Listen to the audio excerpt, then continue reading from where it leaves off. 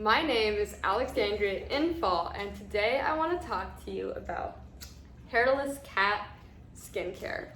So the number one thing I want to say when talking about hairless cat skincare isn't the physical routine of what you're going to do to take care of their skin, but it's actually their diet. So a lot of cats have hairless cats, Sphynx cats, Donskoys, Bambinos. A lot of them have not only food sensitivities, but thyroid problems. So the thing about these cats is these problems can give them skin issues, and nobody wants to talk about it, but diarrhea.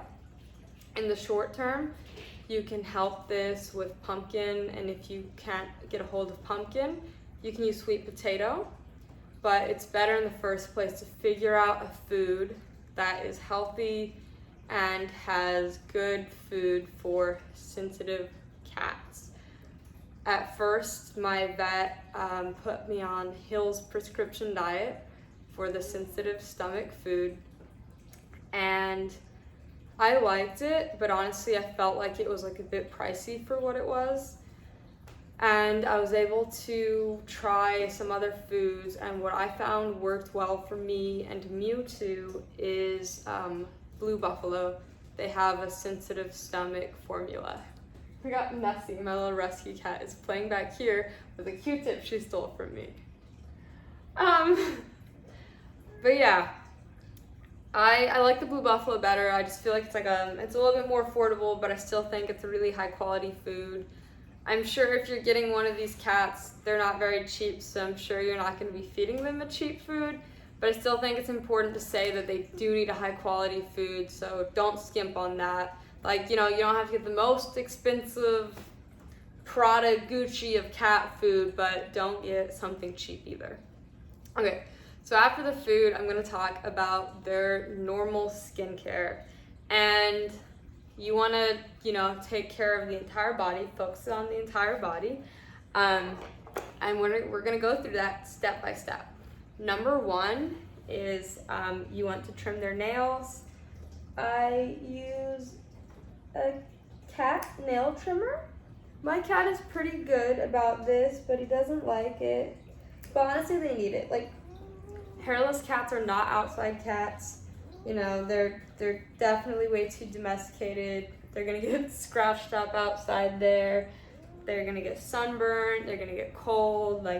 They're indoor cats, and indoor cats don't really have a whole lot of ways of making their claws less sharp because they're not climbing on bark and doing all the crazy stuff. He does have stuff to climb on. He has stuff to scratch. He has cat toys. But they do need their claws trimmed. So I just trimmed one claw. My cat handled it pretty well. It was pretty easy. I'm not gonna do all of the claws because I don't want you guys to sit here forever because I want to get on to the next thing. He's mad, but he's gonna be. And the next step, and this is probably the most important aside of the food, maybe even more than the food, is giving them a bath. My cat was kind of like a cat that the breeders were just trying to get rid of. I got him when he was 6 months old, so I didn't really have the opportunity to desensitize him to baths, to give him a positive experience of baths, because he was 6 months old. He has a twisted leg, so I think they were trying to make that better and then just get rid of him. I got him for a good price, a little bit less than half of his litter mates. He had litter mates that were $2,500. I've always wanted one. I got him years ago. He's probably about 4 years old. So yeah, if you can give them an actual bath, it's better. Mine, it freaks him out. It pisses him off. He won't scratch me, but he's terrified and he hates it. Let me move this cat away from the tripod so she doesn't knock it over. She's stealing Q-tips again. But yeah, so you're gonna wanna focus on the tips of the ears. You're not gonna wanna go inside with the wet wipes or the water. We're actually gonna get those with a Q-tip later. But you wanna get the outside of the ears, the top, there's little peach fuzz. It gets a lot of dirt stuck right in the edge. You're gonna wanna get that. Under the neck gets a lot of oil. The armpits are a big one. In between the legs and the stomach, this gets a lot of dirt and oil. And I'm actually going to show you this little wipe, see how brown it's getting. So those are some really big spots. You want to wipe all over, but those are really going to be your target spots. Like, you're going to notice when you wipe those areas, a lot more brown keeps coming off. Obviously, if you're bathing him, like, oh my god, it's so much easier. The tail's a big one too. These cats are prone to acne even when you feed them well. Mine's tail and under his chin is where he gets it. So you want to keep those areas really clean. Make sure whatever wipe you're using, obviously this should be obvious, but is pet safe. Either write pet wipes or do your research, talk to your vet. I know it's obvious, but I still gotta say it. And yeah, so I did a little bit of wiping earlier to make it like a little bit less work now, and I kind of try to do it in sections because he'll get really pissed off. Then I'm like, okay, let's do this for a bit. Let's do this for a bit. I gotta push the other cat away again. But yeah, just sometimes giving him breaks helps because they get so mad, but you need to do this. They're gonna be really uncomfortable and unhappy and unhealthy if you don't do it. After I do the physical wipe and the claws are trimmed, his claws aren't all trimmed, but he's really good about not scratching me. I'm gonna go and I'm gonna get the ears. So this is a hard one because you want to go towards and then back. So a cat's ear kind of goes like an S. It's like that, right? So you don't want to go towards the head. So it's kind of like down and back, like I'll show you, like down there and then back there, because there's like a little pocket that's like right here, and that gets a lot of wax. If you can, have a vet show you how to do this in person. Luckily I got a vet who had worked with these cats before, because a normal vet is going to show you just clean the cat's ear like this and not to go deep. But with the hairless cats, you don't do that. You actually need to go deep in their ear, because they don't have the hair to protect their ear. Oh my gosh, I'm getting so annoyed over here. My rescue cat keeps fucking with all this stuff, and she's hissing at me because I'm not letting her steal the trash. So she's annoying me. Okay.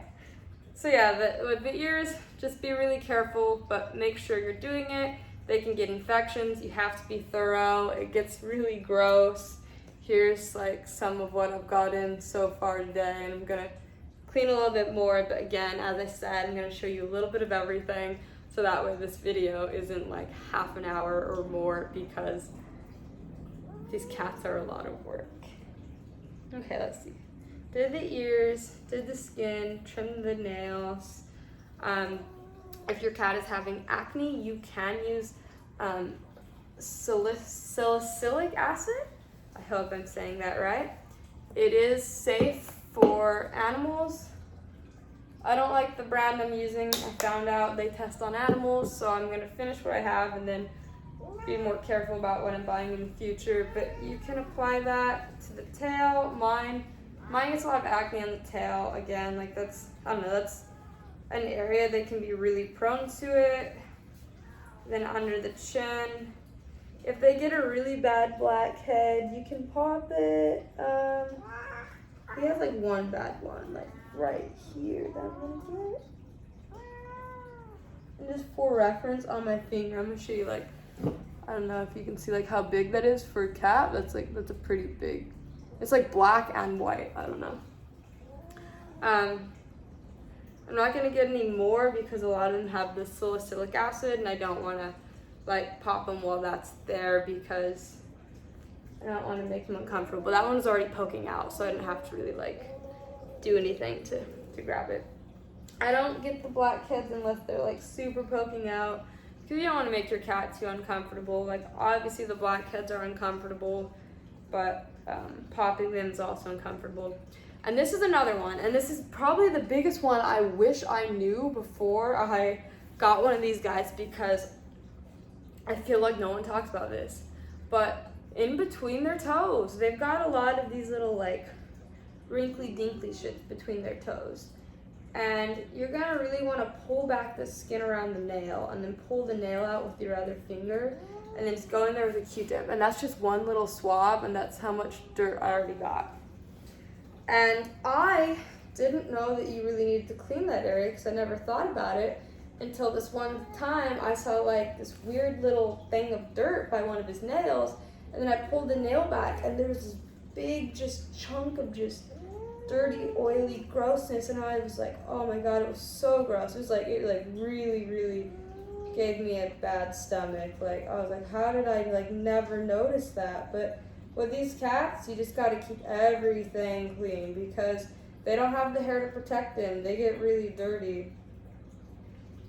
I do find, because I have a hairless dog as well, I do find that with a hairless dog, it's more work to clean them, but it's easier to clean them because obviously cats are a little bit more picky. But then I do find that the hairless cats have more things you need to worry about. I feel like the dogs, they get worse skin, like the hairless cats have like softer skin, but I do feel like the cats have like more little things to worry about. Like I feel like the dogs don't really get all that dirt like between like their nails or all that really grossness between the wrinkles. I feel like they're a little bit like less wrinkly, so I think that's why. Like, and he's not a very wrinkly Sphynx. Like he's actually like not very wrinkly. I personally prefer the ones that look less wrinkly. So, you know, that's the one I got. But you have to think, if you like the really wrinkly ones, you have to be prepared. Those ones are going to be more work, period. No ifs, ands, or buts about it. The more wrinkles, the more work. You also have to be careful about if you have another cat. My other cat is a rescue. I don't know if you can tell by how crazy she's being in the background. She's also really young, but she can be very unpredictable. She's sweet and she's loving. She loves me and Mewtwo. Mewtwo is so happy to have her. But sometimes she plays rough, and he's got a scratch on his butt right here from her playing with him. And so if you have one of these, another thing that involves your skincare is make sure you're trimming your other cat's nails. And then like a personal preference for you that you probably want to think about is they leave oil stains. My bed is black for a reason. If you have white sheets, forget about it, throw it out. If your cat sleeps in bed with you, you're gonna get over time a brown stain.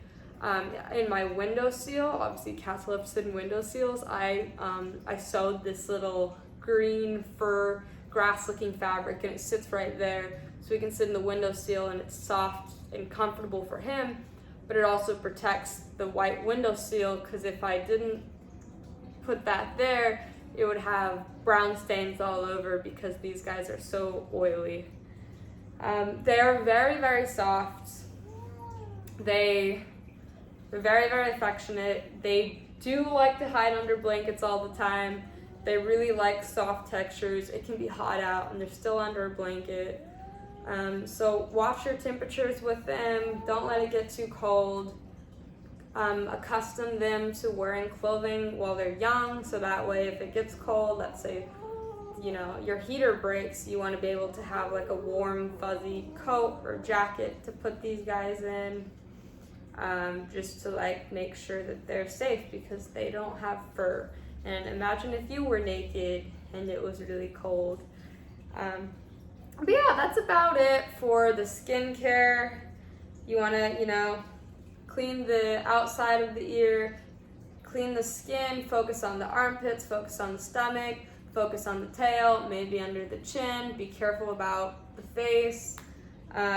Make sure you're getting in between the toe wrinkles. Make sure you're trimming the nails. Make sure you're bathing them often. If you can't bathe them, use the wet wipe. I think that's about it. He's really mad at me. I'm gonna see if I can give him a treat to apologize for the skincare. Do you still love me? Oh, he still loves me. He's so mad. Okay. I got a start on everything. He's so mad at me, but he loves me. He would never hurt me. So I got a start on everything. I'm gonna let him go and do his thing now. And I'm gonna take a break and then go back to finishing up what I was in the middle of. But I hope this video was helpful. I feel like I'm torturing my cat when I do it, but again, you need to do it to take care of them. So if you're thinking about getting a Sphynx, if you have one and you wanted to learn how to take care of them better, I hope this video helped you in some way, shape, or form. If you want to see more kind of videos like this, I did one kind of overall talking about my hairless dog from Mexico in general, not just skincare. But if you want to check that out, that's my recent video. And if you want to see any more kinds of videos, maybe you want to see me featuring my crazy devil rescue cat that is mad at me for no reason, let me know what kind of videos you want to see in the comments. Obviously, all of your support means so much to us content creators because we wouldn't be shit without y'all. So leave a comment if you have any suggestions, anything you want to see me talk about or do. This has been Alexandria in fall, and I hope you enjoyed my chaotic video.